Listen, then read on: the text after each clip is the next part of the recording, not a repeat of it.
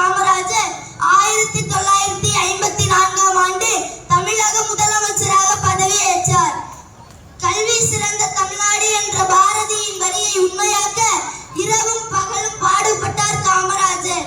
காமராஜர் முதல்வராக இருந்தபோது கிராமப்புற சாலை ஒன்றில் காரில் செல்லும் போது சிறுவர்கள் சிலர் மாடு மேய்த்துக் கொண்டிருப்பதை கண்டார். அதை கண்ட காமராஜர், நீங்கள் எல்லோரும் பள்ளிக்கு செல்லவில்லையா என்றார். நாங்கள் மாடு மேய்த்தால்தான் எங்களுக்கு சோறு போடுவார்கள், நாங்கள் பள்ளிக்கு சென்று விட்டால் எங்களுக்கு யார் சோறு போடுவார்கள் என்று அந்த குழந்தைகள் கேட்ட கேள்வி அவரது நெஞ்சில் முள்ளாக தைத்தது. ஏழை குழந்தைகள் பள்ளிக்கூடம் வருவதற்கு மதிய உணவு கொடுக்கலாம் என்று நினைக்கின்றேன், உங்கள் கருத்து என்ன என்று நிதித்துறை அதிகாரிகளிடம் வினவினார். இப்போதைய நிதி நிலையில் அதற்கு வாய்ப்பே இல்லை என்றார்கள். நிதி இல்லை என்றால் என்ன, வீதியில் நின்று பிச்சை எடுத்து தருகின்றேன், திட்டத்தை தொடங்குங்கள் என்றார். அன்னச்சத்திரம் 1000 வைத்தல், ஆலயம் 10,000 நாட்டல், அன்னை ஆவினும் புண்ணியம் ஆங்கோர் ஏழைக்கு எழுத்தறிவித்தல் என்ற பாரதியின் வாக்கை மனதில் கொண்டு பல ஏழைகளின் அகக்கண்ணான அறிவு கண்ணை திறந்தவர்.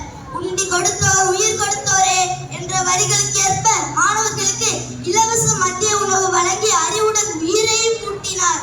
ஏழை பணக்காரன் பேதத்தை ஒழிக்க அனைத்து பள்ளி மாணவர்களுக்கும் இலவச சீருடையை வழங்கினார். அது மட்டுமல்லாமல் பாட புத்தகங்களையும் இலவசமாக வழங்கினார். மாநிலம் முழுவதும் பல புதிய பள்ளிகளை கட்ட உத்தரவிட்டார். பழைய பள்ளிகள் அனைத்தும் புதுப்பிக்கப்பட்டன.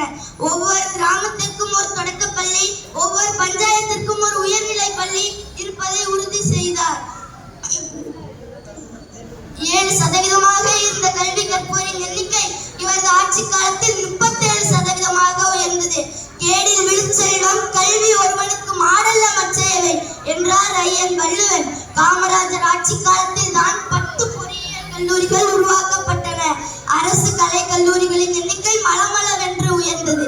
இது தவிர மருத்துவக் கல்லூரி, திரைப்பட கல்லூரி, கால்நடை மருத்துவக் கல்லூரி, IIT என்று அழைக்கப்படும் தொழில் பயிற்சி நிலையங்கள் அனைத்தும் உருவாக்கப்பட்டன. இந்தியாவிலே முதல் முறையாக தமிழ்நாட்டில் பொது நூலக சட்டம் கொண்டு வரப்பட்டு ஏராளமான நூலகங்கள் திறக்கப்பட்டன. எல்லோருடைய வாழ்க்கையும் வரலாறு ஆவதில்லை, வரலாறு ஆனவர்கள் யாரும் தனக்காக வாழ்ந்ததில்லை. எங்கள் வரலாற்று நாயகனே, உன் போல் உயர்ந்தவர் இனி ஒருவர் பிறப்பாரோ? சட்டங்கள் கற்றதில்லை, பட்டங்கள் பெற்றதில்லை, திட்டங்கள் பல கோடி தந்திட்ட அறிவு பெட்டகமே, வானமுள்ள காலம் வரலாறு உன்னை கோரும். காமராஜர் அவர்களின் தன்னலமற்ற தொண்டிற்காக இந்திய அரசு பாரத ரத்னா விருதினை வழங்கி அவரை பெருமைப்படுத்தி உள்ளது. காமராஜர் அவர்களின் பிறந்த நாளான ஜூலை 15 கல்வி வளர்ச்சி நாளாக கொண்டாடப்படுகின்றது. நாடு மறைந்தாலும் பேர் சொல்ல வேண்டும், இவர் போல் யார் என்று ஊர் சொல்ல வேண்டும். நீ ஆண்டதோ 9 ஆண்டுகள், உன் சாதனைகள் பேசுகின்றது பல 100 ஆண்டுகள். பொற்கால ஆட்சி என்றவுடன் கண்முன் வந்து நிற்கின்றது உன் ஆட்சி. ஒவ்வொரு அரசியல் தலைவர்களும் எப்படி ஆள வேண்டும், எப்படி சிந்திக்க வேண்டும் என்ற கேள்விகளுக்கு ஒரே விடை காமராஜர். ஆண்ட போது இல்லை தலைக்கணம், தமிழ்நாட்டுக்கு நீதான் இலக்கணம். ஐயனே, உன்னை வாழ்த்த வயதில்லை, வணங்கி என் முறை முடிக்கின்றேன். நன்றி, வணக்கம்.